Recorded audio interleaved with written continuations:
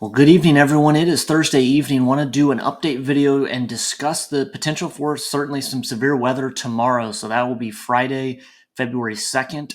Looks like a large portion of Texas, as well as areas like Oklahoma, will be under the gun for severe weather. It looks like our main threats are going to be some isolated large hail, certainly some damaging winds, and can't rule out a tornado or two, although it doesn't look like a big tornado day by any means. So let's jump in here and kind of look at the environment, kind of what's causing this, what the threat level is, and a little bit of the timing on when to expect those storms if you live in Texas and Oklahoma for tomorrow. So first thing I wanted to do is take a look at the Storm Prediction Center, the day 2 outlook.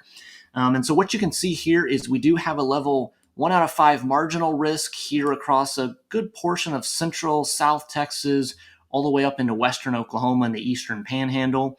And then a level 2 out of 5 slight risk that does include areas from Del Rio to around the San Antonio area here in kind of south central to almost southwest Texas. Again, mainly the threat is going to be for storms with gusty winds and some isolated larger hail. Again, maybe a small chance of a tornado or two, but not really the main threat is tornadoes. Again, it's going to be hail and damaging winds. So when we look at kind of what's causing this is our water vapor satellite imagery. And what I want you to note is these white clouds right here that are kind of digging into the desert southwest and kind of leaving California here. This is our big upper level trough here that is diving down kind of to the southeast across the Four Corners region and even into northern Mexico right now. This is going to be our trigger for that severe weather and those storms tomorrow. And you can see a lot of these yellow colors down here across northern Mexico. This is our dry air, and so some of this is going to get funneled in and can help potentially in developing possibly a little bit more isolated storms in some cases, but this is our main trigger, that big trough, and it's going to be bringing that energy necessary to really ignite some storms here across Texas and Oklahoma tomorrow. So when we dive into the environment and we take a look at that, again, a couple things that we always like to look at are our upper level winds. So this is going to be tomorrow afternoon around 3 p.m. Central Time across Texas and Oklahoma. And that trough that I just mentioned now is over northern Mexico and diving into Texas here. And so where you see these pinkish purple colors, that is our much faster winds. Again, this is way above the surface, right around what we would consider the jet stream at 500 millibars. And so anywhere where you get these winds, and one thing of note here that can cause storms to develop is notice that winds, these little wind barbs are kind of out of the south, southwest down here, whereas they start to be more out of the kind of almost southwest going northeast here, and then almost kind of more of a due east here. So this is what we call diffluence. So that means that the air is kind of separating way up in the atmosphere, and the atmosphere doesn't like a void to form. So anywhere where there's kind of a void, it brings up air from the surface. And so that rising motion kind of here in between these arrows where those winds are going different directions, that creates that lift to really fire off those storms. So that is why this big upper level trough is important for severe storm development, is that it creates that upward rising motion to really get a lot of storms to fire. So we have that in place here. Now, when we look at some of our lower level winds, really not overly impressive until we get later in the evening. When we get to around sunset here across central Oklahoma, North Texas, and then out in West Texas, we do start to see that pick up. So that's why a lot of our storms across much of Texas will likely be around sunset to possibly overnight. And that's going to be because this low-level jet, these lower-level winds really don't ramp up until probably about sunset. So that is one limiting factor and why we're probably not going to see a more significant severe weather event. One of the other ingredients that we always like to take a look at is our dew point. And so if I go back to our 3 p.m. Central Time here on our Friday, we can see that our best moisture, those 60-degree dew points, are kind of confined down here to this part of not only the Texas coast, maybe to around the San Antonio, Austin, maybe Waco area, kind of that I-35 corridor.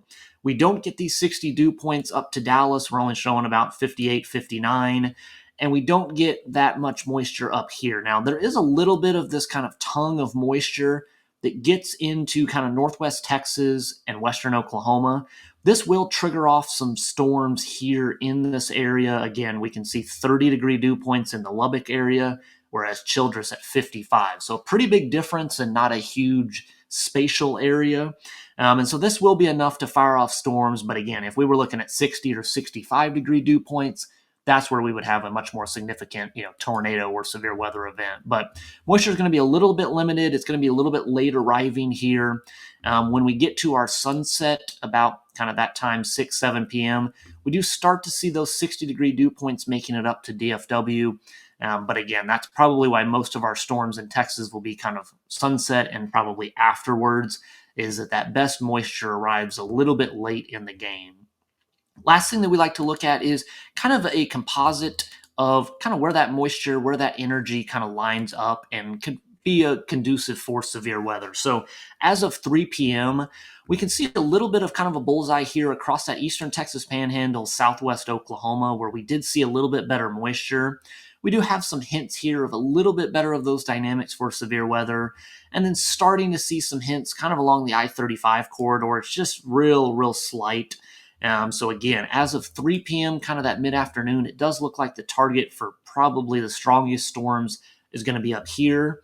When we move to more of our 6 p.m. and sunset hour, we start to see a little bit better values in these blues picking up, not only across kind of southwest Oklahoma and kind of western North Texas, but also down here in the Edwards Plateau and the Hill Country. And this is likely where we'll see our strongest storms is after dark, probably here west, maybe southwest of San Antonio, from around Del Rio and Laredo to maybe that kind of, maybe that Corpus Christi area. That's probably going to be where we see our strongest storms and even a little bit of a tornado risk, but this again will be after dark. So that's kind of what our environment looks like. When we look at our simulated radar, I'll kind of slow this down at a couple different time periods for us. So let's look at around 3 p.m. Central Time. We've got one little hint at a storm down here near Austin, a little bit west of I-35. A couple storms out here in southwest Texas in the Midland, Odessa area, and then probably our most likely strongest storms here in the eastern Texas Panhandle and kind of southwest western Oklahoma. And so that's where our storms are there. Now, when we move forward in time and we get closer to that sunset hour, let's move forward here. This would be about 6 p.m. and sunset. We still see some of those stronger storms here in northwest Oklahoma.